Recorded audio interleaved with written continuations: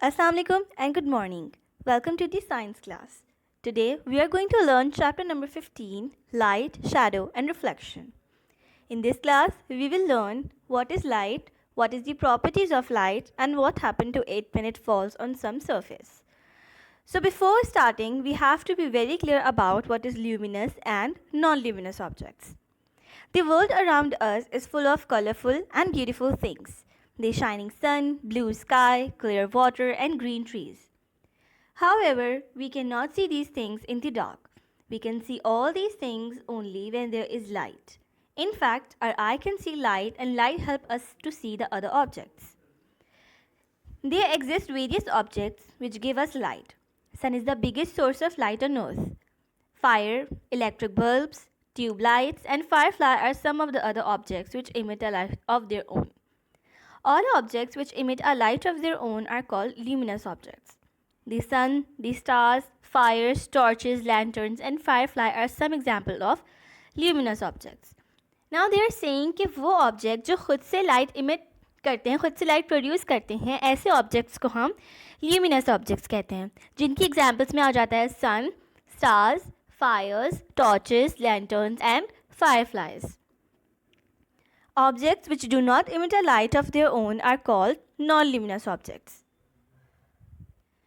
वो ऑब्जेक्ट जो खुद से लाइट प्रोड्यूस नहीं करते, खुद से लाइट इमिट नहीं करते, रोशन नहीं हो सकते, ऐसे ऑब्जेक्ट्स को हम नॉन ल्यूमिनस ऑब्जेक्ट्स कहते हैं. Would, stones, chairs, fans, human beings and clothes are example of non-luminous objects. Such objects cannot be seen in the dark. ऐसे objects को हम अंधेरे में नहीं देख सकते, अंधेरे में observe नहीं कर सकते. These objects become visible only when light from a luminous object falls on them and travels from there to reach our eyes. Earth and moon are non-luminous objects. How can you say the moon shines so bright at night? अगर हमारा अर्थ और हमारा moon दोनों ही non luminous objects हैं तो हमारा moon रात में इतना शाइन कैसे करता है? हम इसका जवाब आगे चैप्टर में पढ़ेंगे. Moving towards transparent, opaque and translucent object. Various objects can be classified into three categories, namely transparent, opaque and translucent objects, depending on the way in which light falling on them from a light source passing through them. Objects which allow light to pass through them are called transparent objects. One can clearly see through such objects. A transparent object is a clear object. Example of transparent objects are glass, water, thin clear plastic sheets and crystal like topaz and ruby etc. वो object जो light rays को पास करती हैं, जिनके अंदर से light rays पास हो सकती है, ऐसे ऑब्जेक्ट्स को हम ट्रांसपेरेंट ऑब्जेक्ट्स कहते हैं. एग्जाम्पल्स अगर हम इनकी देखें तो उसमें आ जाता है glass, water, thin clear plastic sheets और अगर हम क्रिस्टल्स को ऑब्जर्व करें तो Ruby and topaz. Objects which do not allow light to pass through them are called opaque objects. अब वो ऑब्जेक्ट जिसके अंदर से लाइट रेस पास नहीं हो सकती, ऐसे ऑब्जेक्ट्स को हम कहते हैं opaque objects.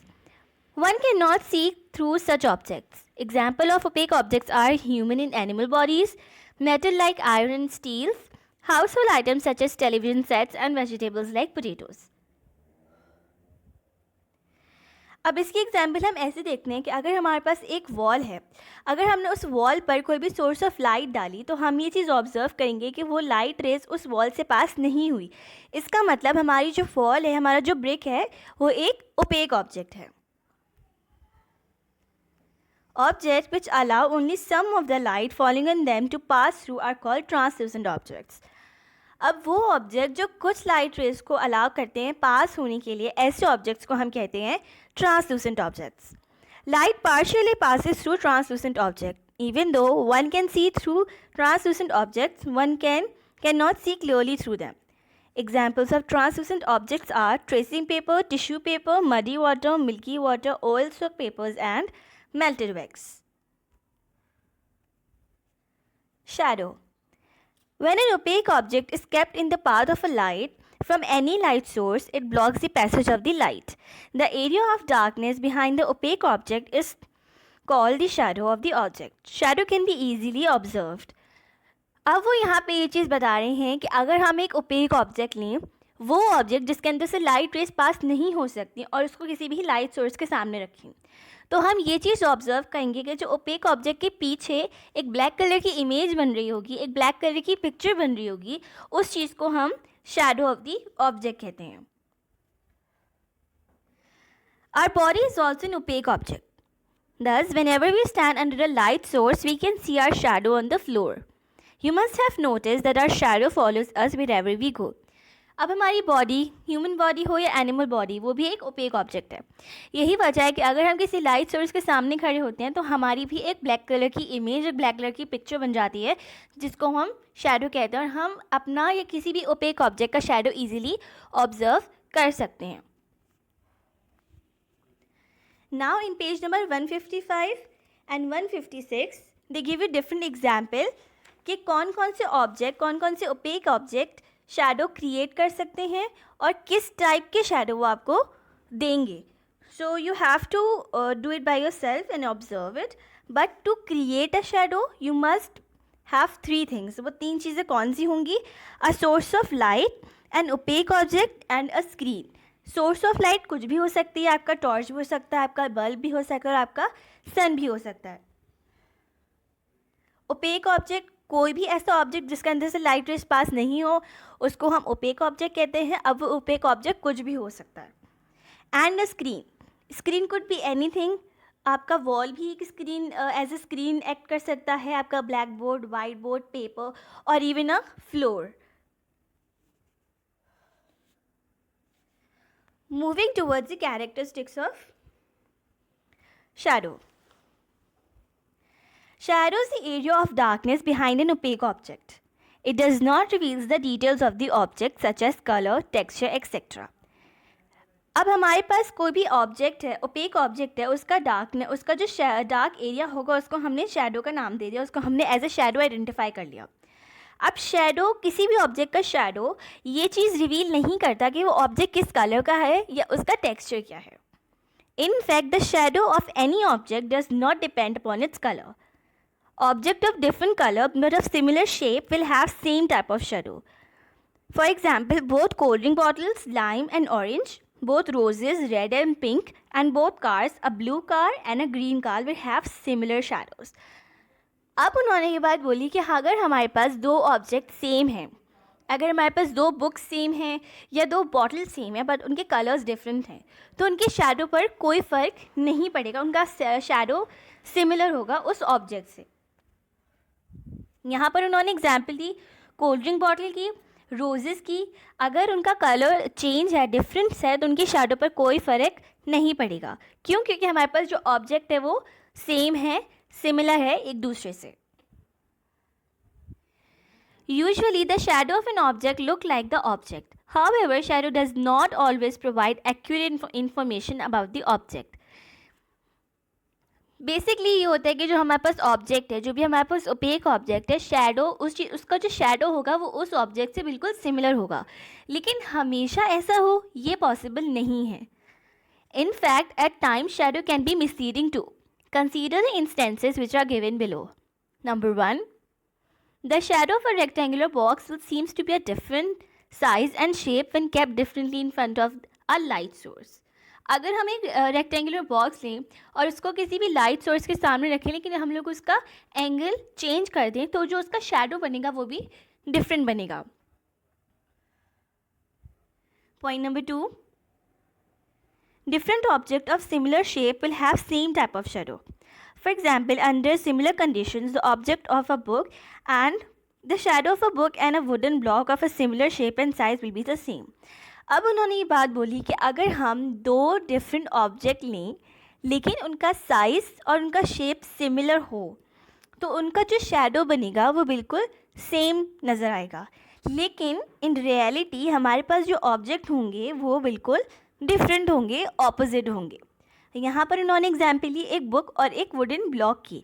अगर हम एक बुक लें और एक वुडन ब्लॉक लें और उसके ऊपर कोई भी सोर्स ऑफ लाइट डालें, तो हम ये चीज़ ऑब्जर्व करेंगे तो कि उन दोनों ऑब्जेक्ट का जो शैडो बनेगा वो एक दूसरे से बिल्कुल सेम होगा, एक दूसरे का बिल्कुल सिमिलर होगा. लेकिन हमारे पास इन रियलिटी जो दोनों ऑब्जेक्ट्स हैं वो बिल्कुल डिफरेंट हैं। Third point, in the shadow of a chair kept in sunlight, the length of its foreleg will be different, while it is not so in the actual chair. If you turn the chair a bit, the distance between its leg in the shadow will change. However, this does not happen in the actual chair. अब ये एक बहुत ही common example है जो हम लोग अपनी daily life में देखते हैं। अगर हम एक चेयर लें और उसको सन के नीचे रखें और अगर हम उसके एंगल्स को चेंज करें तो हम ये चीज़ ऑब्जर्व करेंगे कि जैसे जैसे हम उसका एंगल चेंज कर रहे हैं उसके शैडो में भी डिफरेंस नज़र आ रहा है, लेकिन वो जो डिफरेंस नज़र आ रहा है वो सिर्फ शैडो तक है, एक्चुअल चेयर में डिफरेंस नहीं आ रहा। अब ये क्यों हो रहा है? क्योंकि जो सोर्स ऑफ लाइट पड़ रही है उसका एंगल डिफरेंट टाइम में चेंज हो रहा है, उसका जो सोर्स लाइट पड़ रही है वो डिफरेंट तरह से एक्ट कर रही है। At sunrise or at sunset, the shadow on the ground become much longer than the size of the object. The size of the shadow become longer when the object is brought near the light source or the screen is moved away from the object. Various kind of shadows can be produced by the variation of various objects. It is interesting. Just see some of the commonly produced shadow by different combination of hands as shown in figure 15.6. Now move toward do you know section. Day and night on the earth are caused due to its rotation around the sun.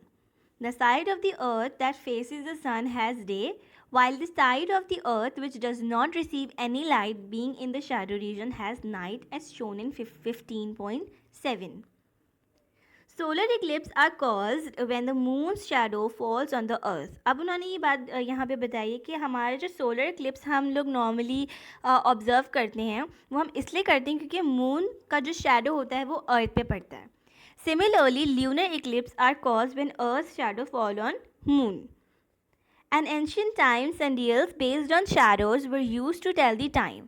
As the day progresses, the sun moves across the sky, causing the shadow of the object to move and hence indicating the passage of time.